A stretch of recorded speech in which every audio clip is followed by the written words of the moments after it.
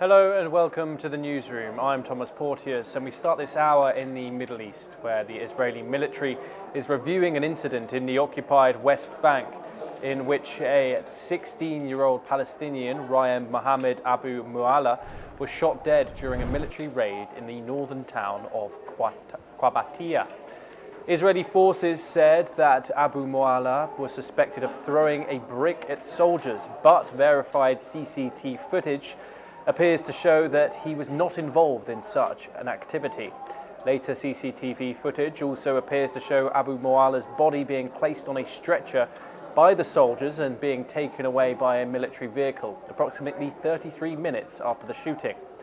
According to the Palestinian Health Ministry, Israeli forces stepped up raids in the northern West Bank since January, killing 53 Palestinian miners in the process. Now let's take a listen in to what some eyewitnesses and family members have said on the incident. يعني الآلية ظلت تتمرك من هون وهون وتوقف هون تطلع على الدخل اللي هي هون عشان تشوف إذا في حدا بين. فاللي صار راحت أول ثاني مرة هناك نزلت مشاة بدون ما حدا يعرف وبعدها انسحب ما فيش له أثر وقف على منطقة البد اسمها تحت طفى قعد 5 دقائق وطافي. هيك احنا اطمنا انه في شيء بالحرب ما نعرفش انه لا مشاة ولا هذا اللي بيقول حامل حجر ولا شيء لا على الجيش راح جاب حجر كبير وحطه بحده انه كالبكيكاوي فهذا الحكي في شيء منه انا شفت كل شيء. ابني اعدموه من نقطة الصفر. ابني يعني كان في قناصة قاعد بده يقتل اي حدا بينزل، مش انه ابني بس، اي واحد بده ينزل بده يقنصه. يعني بامكانهم يضربوه بجريه، بس ابني ما ضرب عليهم شيء، هم اختلقوا رواية الاحتلال كاذبة وادعاءات كاذبة انه ضرب عليهم طوبه. ابني ما ضرب طوبه، في فيديو بوثق انه هذا الشيء مش مزبوط نهائيا. نحتاج جثمانه، انا بطالب كأم شهيد حاليا نحتاج جثمانه، كأميات شهداء يعني بشكل عام انه بدنا اولادنا انا بدي ادفن ابني كرام. We now move over to Iran, where Tehran has insisted that its missile program is purely defensive and not open to negotiation following tensions with Israel. Foreign Ministry spokesman Ismail Baqai said the capabilities are intended to deter any aggressor and protect Iranian territory. Let's take a listen in to the statements in full. برنامه موشکی ایران برای دفاع از کیان ایران توسعه داده شده، نه برای مذاکره. بنابراین به هیچ عنوان قابلیت‌های دفاعی ایران که برای بازداشتن متجاوزان از هر گونه خیال حمله به ایران طراحی شده امری نیست که بشود. Israel views Iran's ballistic missiles alongside its nuclear program as major threats, citing more than 50 missile strikes inside Israeli territory during the 12-day war in June, which killed 28 people. Israel responded with strikes on Iranian military and nuclear sites, killing over 1,000. Israeli Prime Minister Benjamin Netanyahu is expected to meet President Donald Trump later this month to present options for the US to assist in future operations targeting Iran's missile production. Iran, which developed its domestic arms industry after the 1979 revolution, continues to emphasize that its missile arsenal is non-negotiable and intended solely for defense. We stay in West Asia, and tensions are rising in Yemen as supporters of the Southern Transitional Council have rallied in Aden following the group's claim of full control over the eastern provinces of Hadramaut and Mara. The move comes nearly 3 weeks after a military advance by the STC, with its grip over the former state of South Yemen being reinforced. Despite calls from the local authorities and international actors, the STC's forces are being maintained, with officials presenting the deployment as a stabilizing measure, while human rights monitors report hundreds of arbitrary detentions and enforced disappearances. The standoff is intensifying, political intentions complicating peace efforts and raising concerns over Yemen's already severe humanitarian crisis. Let's listen in to what some of the supporters of the Southern Transitional Council have said. نحن هنا أيضا في الاعتصام من أجل مطالبتنا بإعلان دولة الجنوب العربي، وهذا حق من حقوقنا. دولة الجنوب العربي التي تم احتلالها في صيف 94. أعتقد أننا نحن الآن هنا متواجدون لنعلن أننا جاهزون لإدارة بلدنا، لإدارة مواردنا. آن الأوان لشعب الجنوب العربي أن ينعم مواطنيه بالعيش الكريم في ظل الثروات التي يتمتع بها دولة الجنوب العربي. نتمنى من الأخ الرئيس أن ينظر إلى مطالب الناس بجدية، وأن يقدم هذه الصورة المتواجدة اليوم في الشارع الجنوبي المجتمع الدولي ومجلس الأمن من أجل الاعتراف بهذه الدولة. وإن شاء الله دولتنا قائمة ولا تراجع ولا استسلام عن هذه الدولة إلى الأبد. We turn to Western Europe for our next story. In Germany has called for calm hours after the US intercepted an oil tanker off the coast of Venezuela in international waters, saying that Berlin had no interest in seeing the situation escalate and become even more tense. Spokesperson for the German Foreign Ministry says that Germany has an interest in seeing the situation calm down, adding that international law must be observed. Germany has also emphasized that the issue needs to be resolved bilaterally between the United States and Venezuela. This comes as US President Donald Trump recently ordered a blockade of all sanctioned oil tankers to and from the South American country, a move that ramps up pressure on Venezuelan President Nicolas Maduro by targeting the country's main source of income.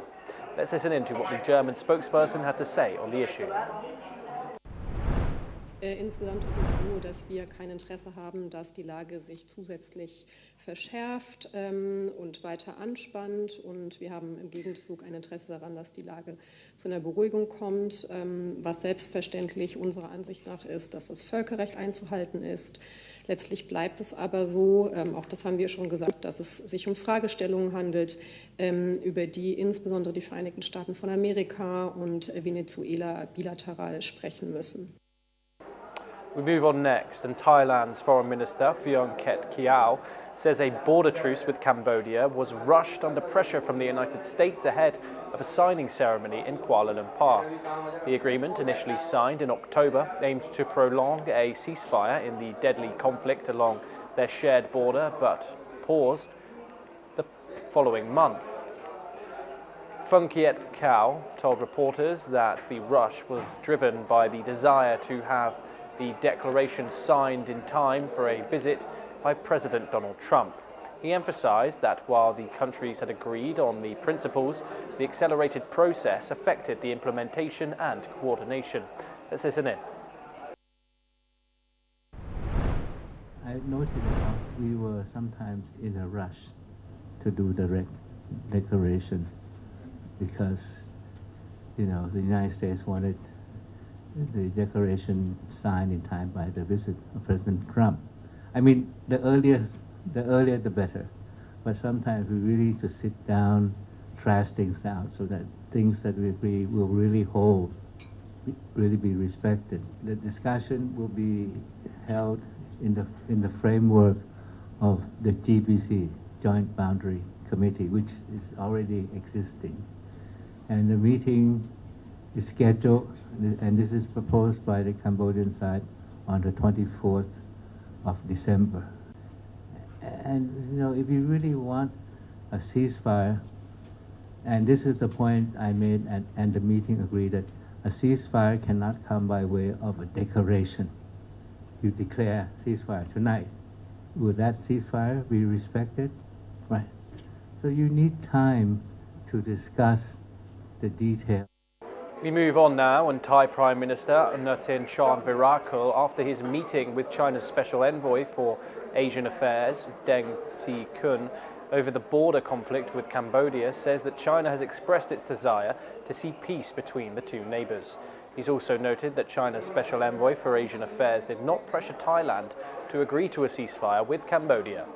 Meanwhile, China has expressed appreciation for the ASEAN's mediation efforts and hopes to play a more important role in de-escalating the tensions and restoring peace. Let's take a listen in.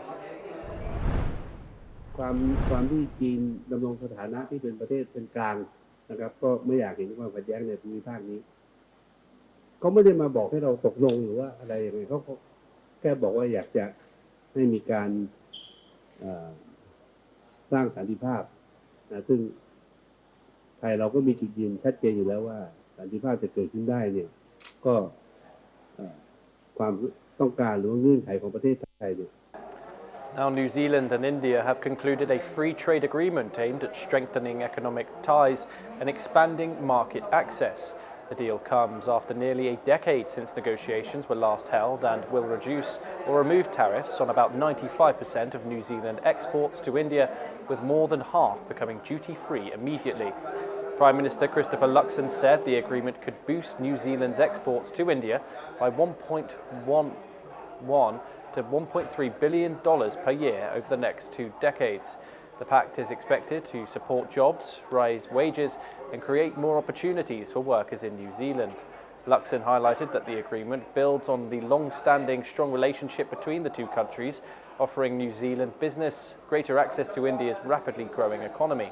Let's take a listen in to what Christopher Luxon had to say.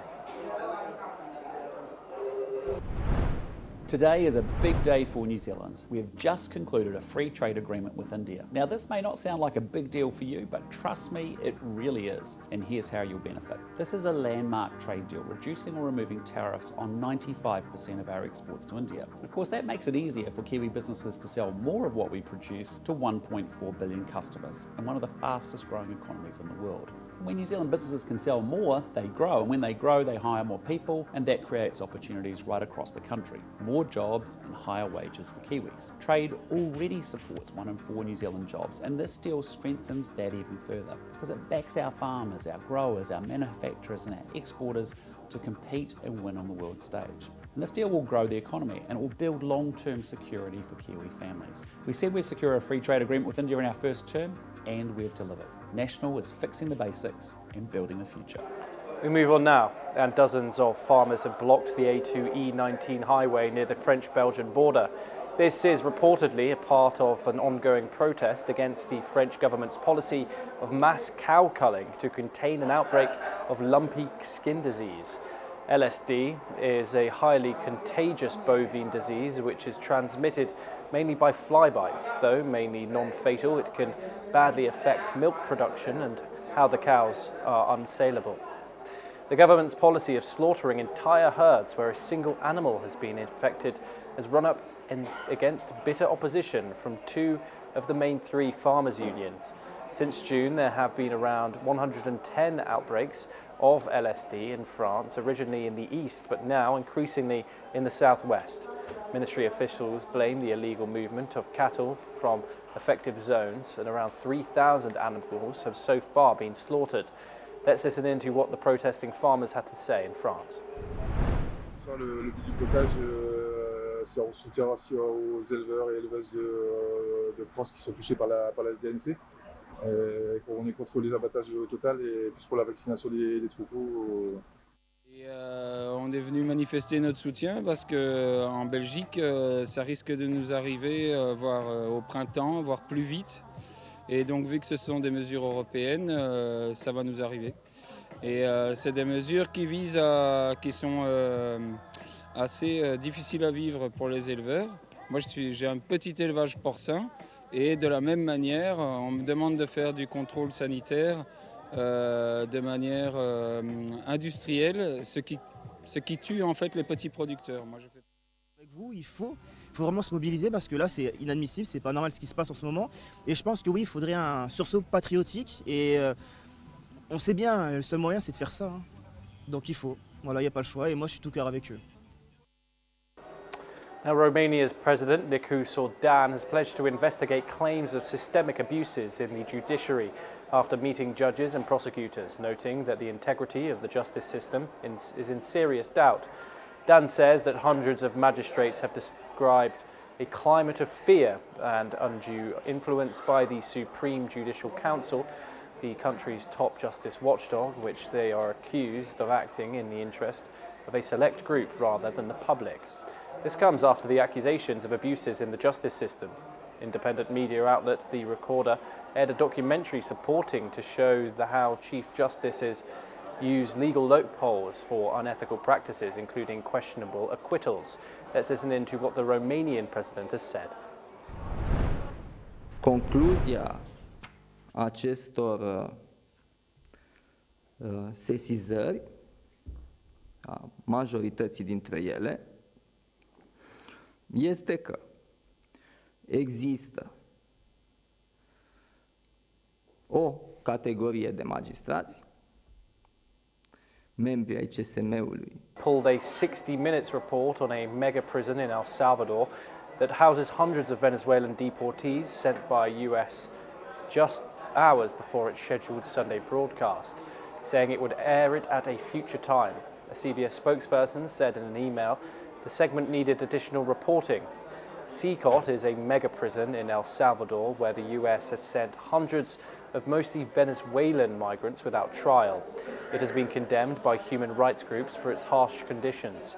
Prior to the deal, Paramount paid $60 million to settle a 2024 lawsuit Trump filed over a 60 minutes interview with former Vice President Kamala Harris, which he claimed gave a distorted view of his rival for the White House. The FCC said the settlement and regulatory review were unrelated. Australian Prime Minister Anthony Albanese said his government will push for tougher laws against hate speech and extremism, following the country's deadliest mass shooting in decades. Speaking to reporters, Albanese said Australia would not allow ISIS-inspired terrorists to divide society and stressed the need for urgency and unity. He called for bipartisan support to create new offences targeting hate preaching and extremist activity. Earlier, the Prime Minister apologised to Australia's Jewish community over the attack on the Hanukkah event. Albanese said he felt the weight of responsibility for the atrocity and expressed sorrow for what the community had endured. He pledged that the government would work every day to protect Jewish Australians, defend their right to practice their faith and participate fully and safely in Australian society. Let's listen in. And I'm sorry for what the Jewish community and our nation as a whole has experienced. The government will work every day to protect Jewish Australians, to protect the fundamental right as Australians that they have to be proud of who they are, to practice their faith, to educate their children and to engage in Australian society in the fullest way possible. Racial vilification and promoting racial supremacy offence. So we're considering drafting options there. We're looking at changes to hate symbols offences as well, and also looking at changes to the Customs Act to ban importing extremist material or hate symbols. In addition to that, we had a discussion about gun laws. This is indeed a time where we have what is needed, which is urgency and unity, not division and delay. We're not going to let the ISIS-inspired terrorists win. We won't let them divide our society, and we'll get through this together. A summary of the legislative measures that will be considered: creating an aggravated offence for hate preaching, advocating violence against protected groups, increasing penalties for existing offences for hate speech, advocating violence or property destruction against protected groups, making hate motivation a factor in sentencing for Commonwealth crimes with options to limit this to online threat and harassment crimes as announced, to expand to all Commonwealth crimes if required. Denmark has drilled oil once again in the North Sea and imported European carbon dioxide, which will soon be buried under the seabed in a carbon capture and storage project nearing its completion. CCS technology is one of the tools approved by the United Nations Intergovernmental Panel on Climate Change and the International Energy Agency to curb the global warming, especially for reducing carbon dioxide of industries like cement and steel that are difficult to carbonize. Meanwhile, let's have a look at some people and what they have to say on the matter. We have a facility out here in the North Sea, and this is ending the end of the life. So we've been producing oil and gas for many years, and now it was coming to an end. So we thought, what can we use the facilities for? And we found a really good opportunity for reversing. Instead of taking the oil up, we can actually now inject the CO2 down. As an offshore worker here, we are pretty excited about this. First of all, we're going to be part of the green transition. We are going to be using these assets we already have, so we are using the same infrastructure that's been built up here for decades. We're going to have the same type of job, same time of way of doing things out here, and actually having a future here for these maturing fields. The reason why the North Sea is seen as a vault for CO2 storage is because of the enormous amounts of data that we have collected through over 50 years of production from petroleum. We have that experience from offshore production, and we have enormous aquifers, water-filled rocks down below that can hold very big amounts of CO2.